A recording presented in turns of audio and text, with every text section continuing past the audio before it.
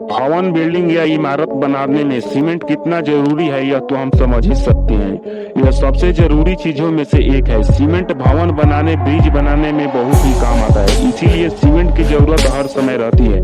क्या आप जानते हैं सीमेंट का निर्माण कैसे होती है, फैक्ट्री में सीमेंट मैन्युफैक्चरिंग कैसे होती है? तो इस वीडियो में हम आपको बताएंगे कि सीमेंट कैसे बनता है, सीमेंट बनाने की पूर्ण विधि।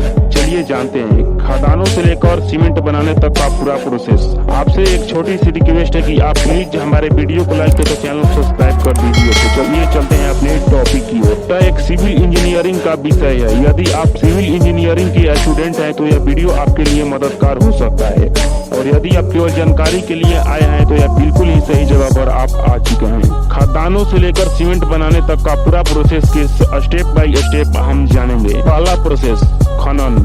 सीमेंट बनाने में मुख्य 4 घटक आवश्यक होते हैं: लाइमस्टोन, दूसरा चूना पत्थर, और सिलिका, जिप्सम तथा लाल मृदा। यह चारों प्राकृतिक चीजें हैं। इन्हें पहाड़ों से और जमीनों के नीचे से खनन करके निकाला जाता है। पहाड़ों में ब्लास्टिंग की जाती है। ब्लास्टिंग के कारण बड़े बड़े टुकड़ों को छोटे छोटे पत्थरों में टूट जाते हैं, और खनन से प्राप्त पदार्थों को कच्चा माल कहा जाता है। इन्हें कच्चे माल को फैक्ट्री में पहुँचाया जाता है। दूसरा स्टेप, कॉस्टिंग। कॉस्टिंग की मदद से बड़े बड़े लाइमस्टोन के टूटे पत्थरों की बारीक किया जाता है। क्रशर से निकलने लाइमन स्टोन के बारीक टुकड़ों को स्टैकिंग करने के लिए भेज दिया जाता है। Stacking and racking. तैयार माल को स्टैकर मशीन से गुजारा जाता है, और स्टैकर मशीन बारीक टुकड़ों को एकदम महीन चूर्ण जैसे बना देती है, और बाद में इसे रेकलिंग करने के लिए भेज दिया जाता है। और तीसरा स्टेप, ग्राइंडिंग। तैयार रॉ मटेरियल को ग्राइंडिंग मशीन के जरिए ग्राइंड किया जाता है। ग्राइंडिंग मशीन एक रोलर मिल होती है जिससे 3 रोलर्स लगे होते हैं। रोलर्स की मदद से रॉ मटेरियल को ग्राइंडिंग होती है, और पूरी तरह से तैयार मटेरियल को अलग अलग कर दिया जाता है, और शेष बचे मटेरियल को पुनः इस मशीन से गुजारा जाता है। Step 4, pre heaters. अब रॉ मटेरियल को प्री हीटर से गुजारा जाता है, और प्री हीटर में कई स्टेप्स रॉ मटेरियल को गुजारा जाता है, जहाँ पर सभी तापमान अलग अलग होता है।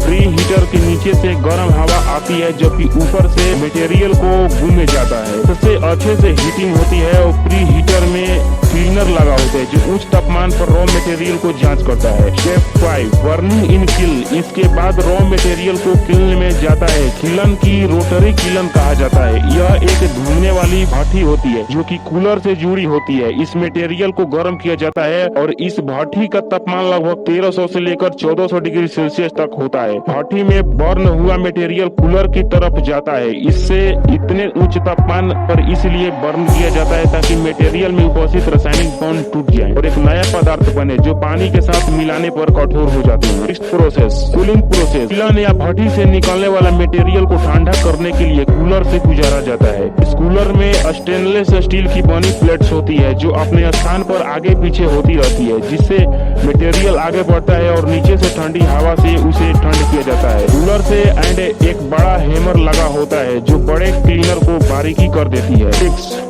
Finishing, grinding. क्लीन प्रोसेस के बाद क्लीनर को एक बार फिर ग्राइंडिंग के लिए भेज दिया जाता है, और यहाँ पर क्लिंकर के साथ जिप्सम मिलाकर ग्राइंड किया जाता है। और फिनिशिंग ग्राइंडिंग के लिए बॉल मिल का इस्तेमाल किया जाता है। इससे माल होता है तैयार प्रोडक्ट को पैकिंग प्रोसेस के लिए भेज दिया जाता है। पैकिंग प्रोसेस, यह सीमेंट बनाने की अंतिम चरण है। यहाँ तैयार सीमेंट को बैग में पैक किया जाता है, जिसे अलग अलग कंपनियों में भेज दिया जाता है। इस विधि द्वारा से अच्छी सीमेंट बनाया जाता है। इस प्रक्रिया से गुजरकर हमारे घरों में बनाने के लिए सीमेंट हमारे तक पहुंचती है। तो इस तरह का इन्फॉर्मेशन वीडियो के लिए हमारे वीडियो को लाइक करके चैनल को सब्सक्राइब करें। तो मिलते हैं इसी तरह का इन्फॉर्मेशन के साथ अगले वीडियो।